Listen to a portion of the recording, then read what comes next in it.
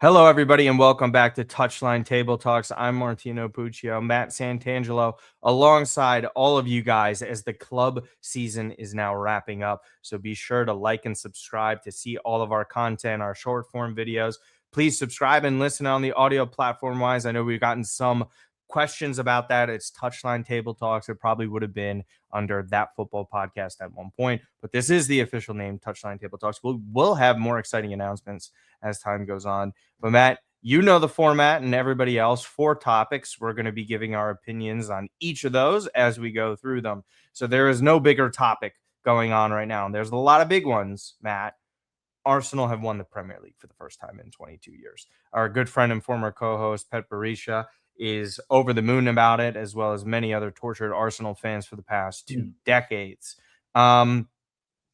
In a kind of like unceremoniously way, they won due to Manchester City failing to beat Bournemouth, and that mathematically makes them champions. Their reactions and the videos that we saw all over the place were pretty nice to see. You know, there have been so many suffering fans over the years, regardless of what you guys might think of Arsenal. But Matt, there was a moment in time in which it looked a little shaky for them, but without a doubt, they were the best team in the Premier League this season, right?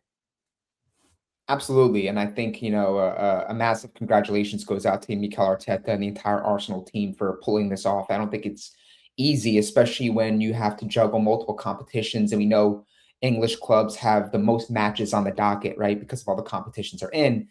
In the midst of this entire run for Arteta and Arsenal in pulling off and completing the job in the Premier League, they are still in the midst of a Champions League run. So having to juggle both competitions, still keep the guys locked in on the ultimate prize, which is, of course, getting the Premier League title, which they already have accomplished. So I think it speaks to what we were saying in previous episodes, right? Where Mikel Arteta at the helm, I think he has this team very much headed in the right direction. The project is a healthy state. They have a ton of good quality players, world-class players, and I think they're going to build on that. And I think what we saw this year was that moment of pure ecstasy for both players, club, coach, personnel, and the fans, right? Where it took them years. They've been knocking, very close to achieving it. And finally, they get the job done. So a big congratulations out to Arsenal Football Club and everyone that supports.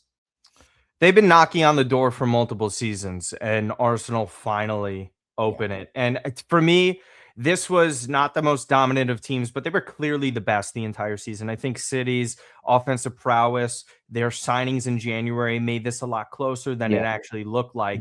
Arsenal were in the driver's seat in so many games. Whether or not it was difficult for them to win games, it was equally, if not harder, to beat them. They were so stout defensively. They have a bunch of great players all over the place, from Timber to Gabriel to Saliba to Calafiori, who some people are already trying to do the Maldini thing with him. They have clearly just been the best defense for multiple years now. They get that production up top. It was a lot of inconsistency, like Eze, Madueke, Yurikis, and obviously Saka and Martinelli. These are all like good to above average players. No one is significantly dominant, which actually makes Arsenal even scarier, Matt, for the future, because now they've been proven champions. They can add a lot more to this team. We don't know if they're going to win the Champions League, by the way, as well. If they just get someone in there that is incredibly prolific as a scorer, that guarantees you at least 15 league goals, I think it's wraps already for next season. They're that good. They weren't fully healthy either. They do need to iron out some things on the wings. I do think another left winger would be very important to them, because I think they just need to elevate their level. They're really good. One title is not enough for this core, and we all know that. And they've missed out on a couple titles. Maybe they should have won. Maybe they should have been a lot closer to. But Arsenal were clearly the best team in the Premier League this season. Best defense, best manager, and kudos to them. I mean, most consistent, I think, throughout the entire season. We know the City have had they're their very struggles. streaky. Yeah, City have had their struggles. You know, you can never count them out. You respect them, the coach, the players too much. I think the one interesting thing about Arsenal and this project and getting to this point was the massive impact a cornerstone signing like Declan Rice can be for a team like this, right? Where you say, okay, fine, teams typically need, you need to have a good defense, you need to have a good goalkeeper, you need to be stacked across the board to win a title like this, right? Yeah. But when they brought in Declan Rice for that fee with a lot of the competition for his signature, it signaled a shift in this project because he's that glue guy in that midfield, right? Where you see on many occasions with other clubs around Europe, when you have that big cornerstone integral part in the midfield, things seem to go through that player and he can win you games. We saw last year in the Champions League, Declan Rice having those 10 out of 10 performances. And this year, I think we were having conversations weeks and weeks ago when we started this podcast, Martino, about who would be the Premier League most valuable player, top player of the year. And we were going Saliba, we were going all these names. Bruno, yeah. I think the clear key, most influential person in this team, player-wise, is Declan Rice, in my opinion. Yeah, I think he's been the most consistent out of that wasn't a defender for Arsenal. Zubimendi had great moments. Trossard, one of the clutcher players that I think the world has to offer.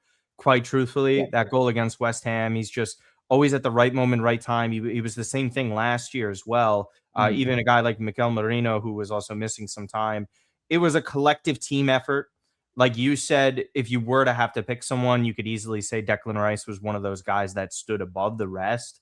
But ultimately, I found this to be a very balanced team throughout. I think this, like I was saying to that episode, it's Saliba, it's Gabriel, and it's Declan Rice are your main three powerhouse players.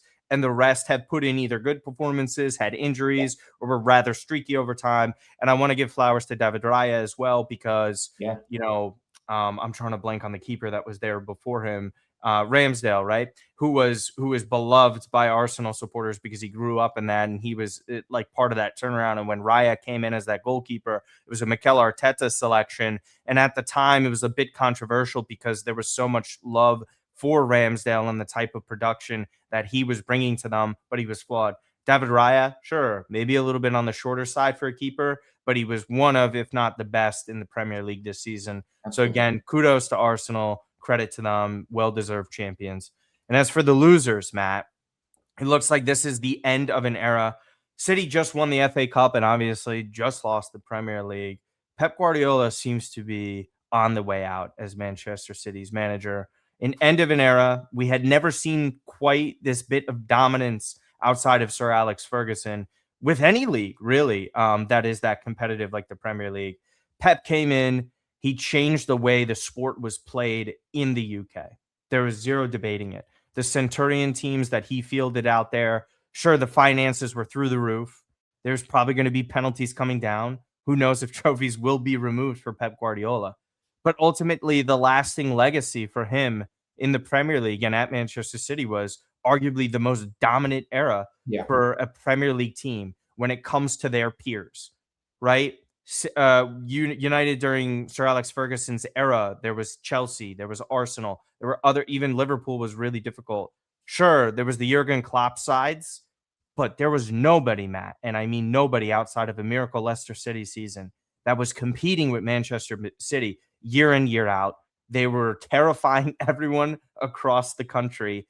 And to be quite honest with you, it was really impressive, finances or not. Pep Guardiola leaves Manchester City as their greatest ever manager and probably figurehead in the club's history. What do you make of Pep Guardiola and his legacy as City's manager? Because it was just utterly dominant from not the get-go, but basically season 2 on. You mentioned the word dominant. I mean, you look at how many trophies they've won, and that's funny enough. I'm actually glancing down at all compliments and achievements he's had as manager of Manchester City.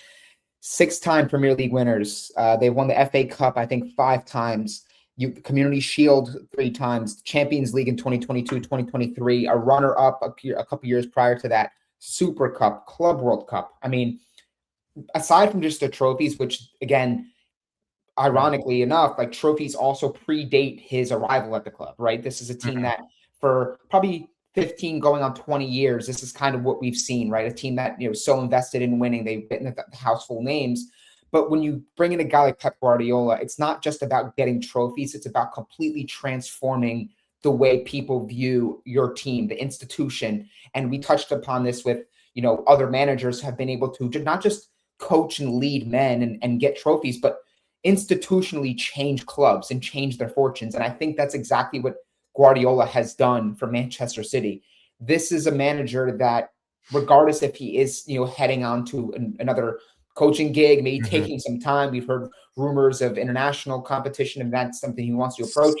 Yeah, I think it's Not saying Italy, not saying no, Italy. no, I know, I know. But he leaves Manchester City in such a way with such a legacy that I think people are going to look and say, regardless if Pep is there or not, he has his fingerprints on what Manchester is as an institution and a club.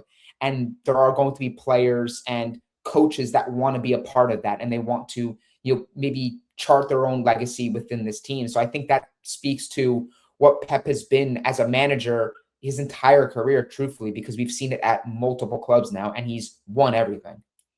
Yeah, I mean, institutionally, I think is the most important note that you mentioned there because of the youth development, right? We knew when City was buying like Yeah, Balotelli, Aguero, and these other players, they were having inconsistent years. They were winning, and then they like yeah, took a step back. They were struggling in the Champions League. It's not that they didn't with Pep. That was clearly the biggest stain on his legacy, where they were just falling short. They only got to one final and just won the singular one to win the treble, and still that's a treble for a club that like 20 years ago you would right. say, would they have arguably the greatest manager of all time and dominating the sport?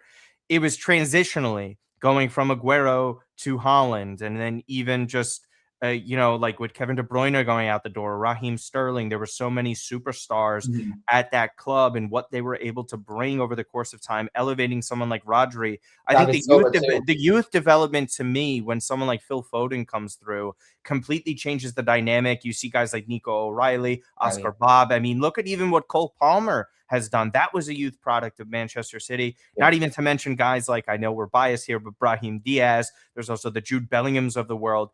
Everywhere, the fingerprints of what Manchester City has grown and become was totally different from the Mancini and Pellegrini eras of they're just Manchester City. buying Pep players strictly. Pep took them to the moon, and they are now an institution. And it's one thing to see if they're going to be able to attract names, and I think they will because of Yeah, money.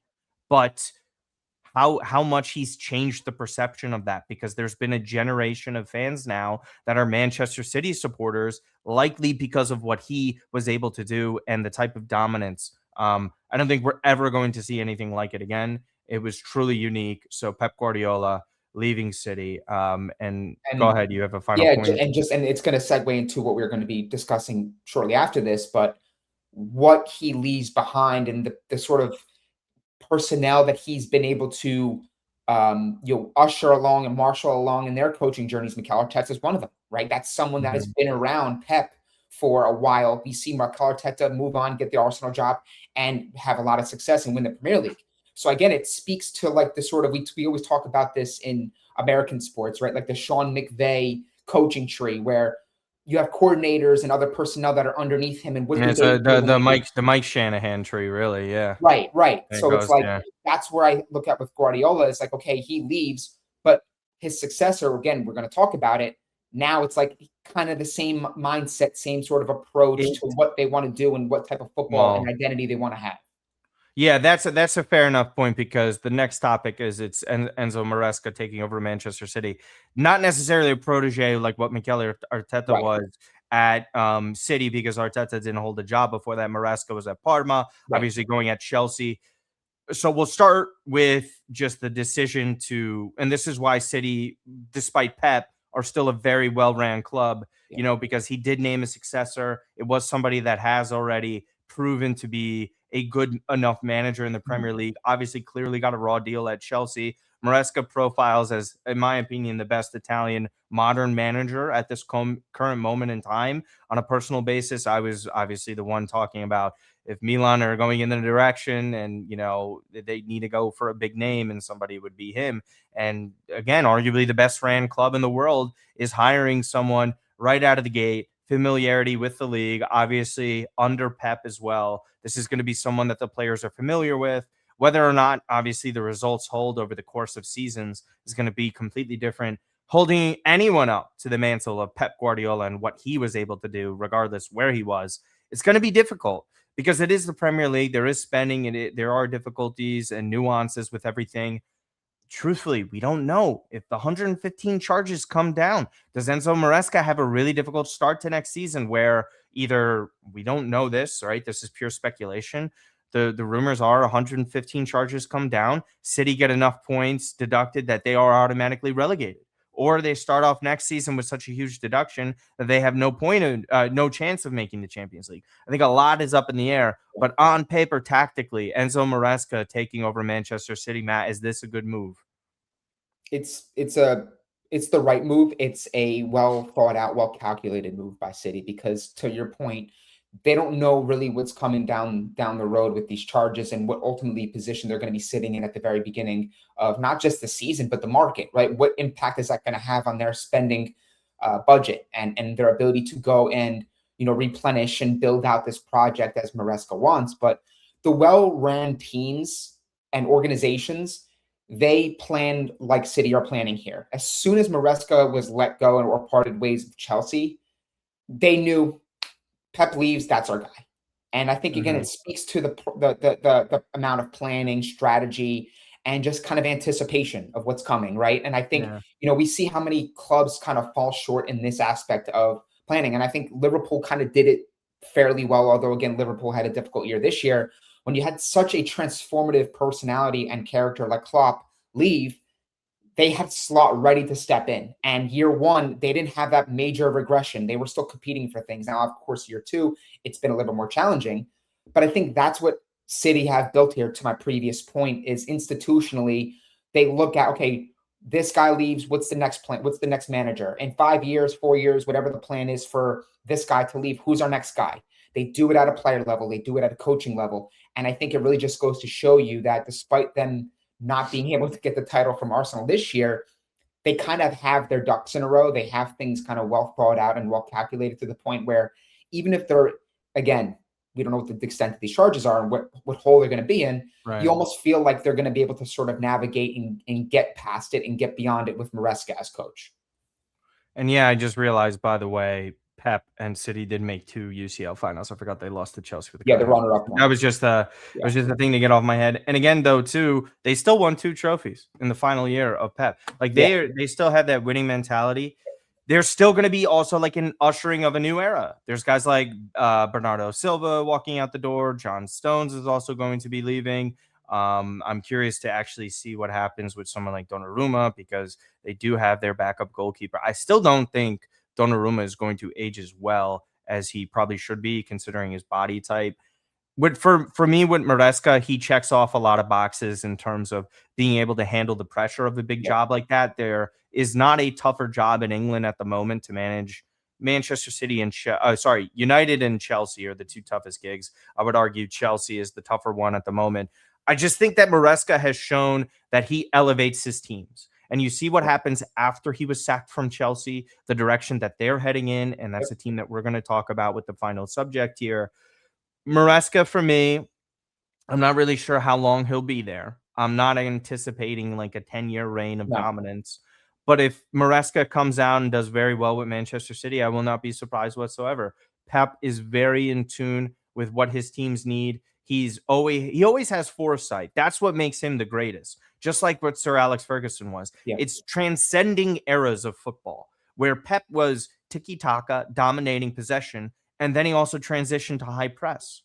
The level of difference and the ability to have that type of knowledge and not the stubbornness of saying we're keeping ourselves rooted in our old ways, much like the team that we support and the managers that we see. There is this type of, adapting to the times. And I think Maresca is going to be one of those managers within the next few years that's going to be able to help them with that. Ultimately, I think Maresca was kind of the only hire that they should have made in this moment that checks off all those boxes. So congratulations to him and an end of an era for Pep Guardiola. So a new era being ushered into Maresca's old club. Defending FIFA Club World Cup champions have hired Xabi Alonso to Chelsea. This is a bit of a surprise, to be quite honest with you. So there's a couple things here regarding this. Shame on Liverpool, shame on Liverpool, shame on Liverpool.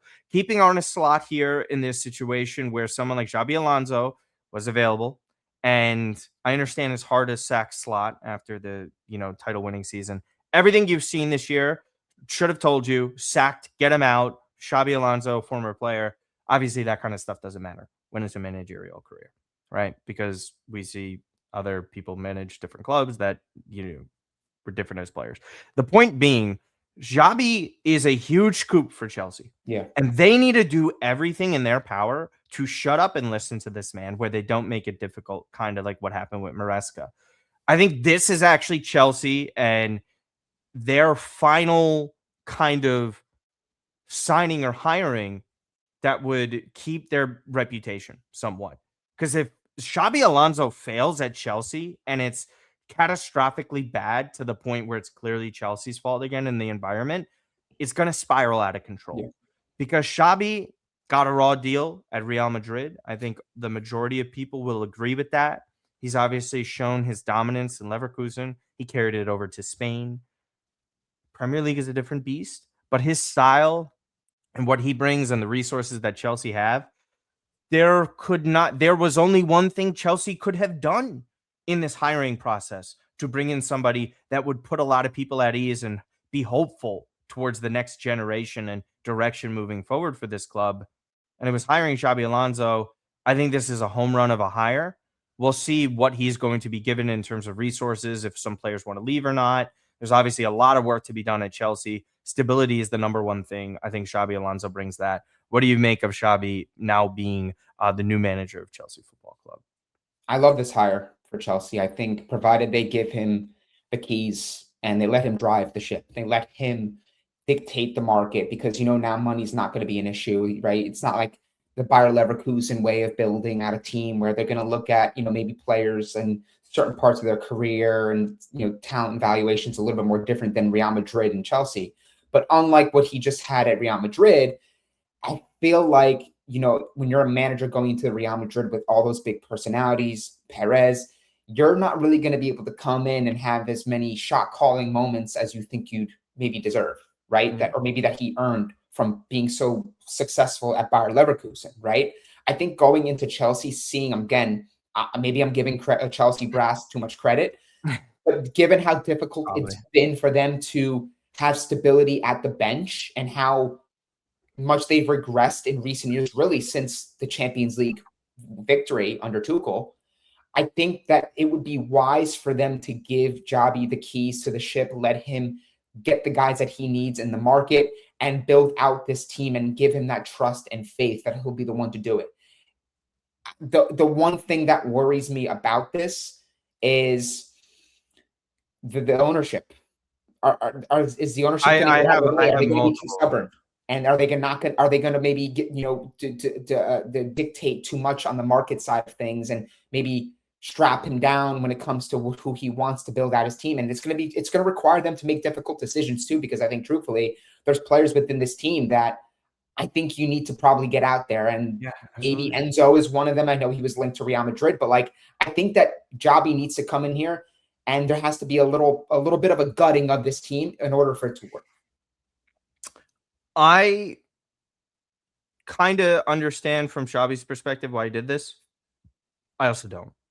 I think that if you're relying upon this ownership and management that has shown zero signs of stability, even after the only person in this era of this ownership that actually showed stability and winning football and progressing in Enzo Maresca was cut loose. And then the replacements were also cut loose. Mm-hmm. It was all over the place. There's also infighting as well. The culture there. There's so many different things that have to change. They will have the money. We know that. It's the Premier League. They're a big brand. I don't question any of that. I question the patience that he's going to be afforded by this ownership. I do not trust Chelsea in that regard. Nobody should, because they're at this point in time now where we've seen this over multiple seasons, multiple years, multiple coaches, where they've shown a lack of instability, a transfer ideology that is non-existent, and like these long contracts, these players that are coming in, they're fighting with each other. We've seen so much negativity and stuff going on, whether it was when Noni Madueke was there,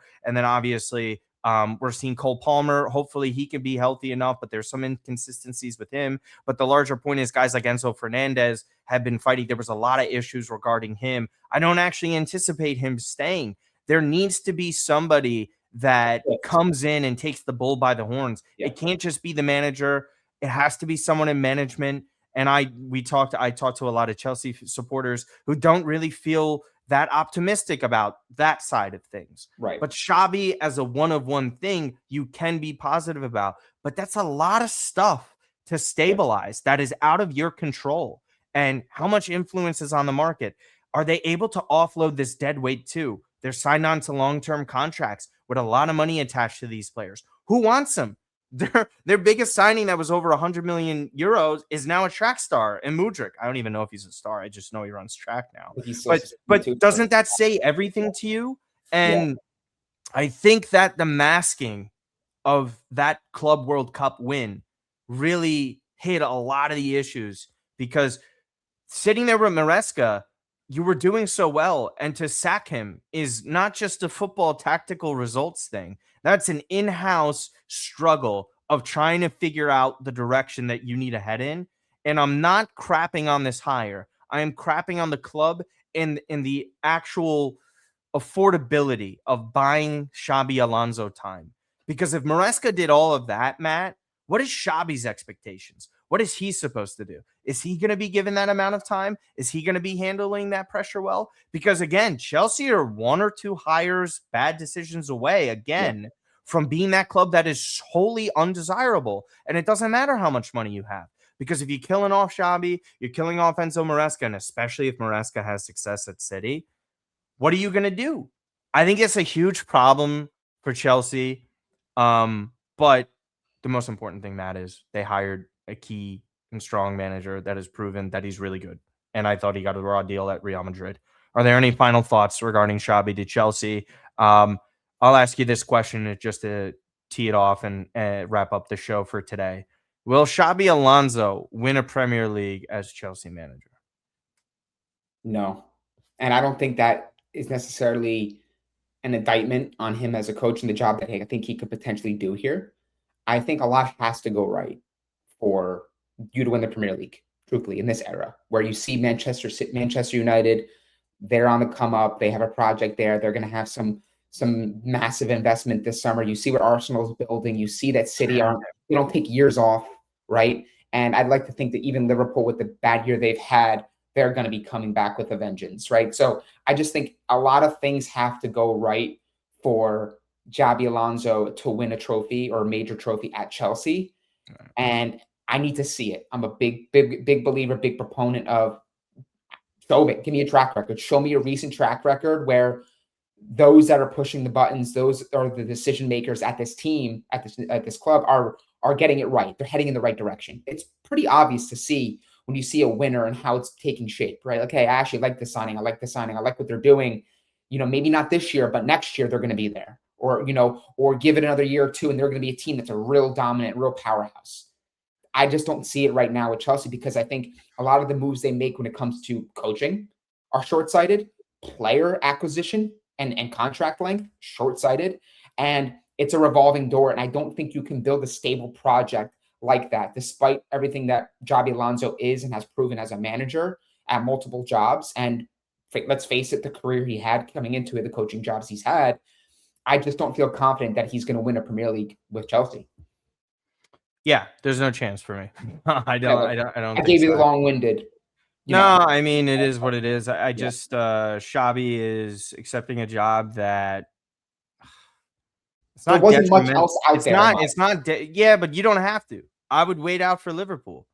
If I'm just getting sacked by Real Madrid in that situation, and I see the first opportunity pop up and it's Chelsea, he probably sees something that he could work with. It's a good payday. It's a good opportunity on paper. I do not think that this is the best direction for him to succeed moving forward. I would have truthfully have waited for Liverpool if that could have been an option. There were just so many. He's such a talented manager, and it was clear that the Real Madrid situation is not on him. To kind of attach yourself, first job after, to go to Chelsea, maybe he has success. I'm not saying he won't have success. I just question the club's ability to back and support this manager to lead to success. And that's ultimately my issue with that. Again, guys, we appreciate all of you that are tuning in, viewing the show, giving us feedback. We love uploading the clips. It's a different change of pace for us compared to that Milan podcast, which you guys could all subscribe and follow to. Again, Matt is everywhere at Matt_Santangelo, at Matt_Santa22 on Instagram as well. Go ahead, go and follow all of that stuff. You'll see the clips posted from the show here. And again, audio podcast version, Touchline Table Talks. Don't forget about it. Don't forget to give us 5 stars. Listen up on over there. You're going to get the full videos as well as the audio on those types of things. And again, you could follow me at Martino Puccio on Twitter, and then at Martino_Puccio on Instagram. So again, we appreciate all the support from everyone else. We will see you next week. Club season wrapping up. Champions League just around the corner. And then soon thereafter that, the 2026 World Cup. Thank you guys so much. We'll see you next time.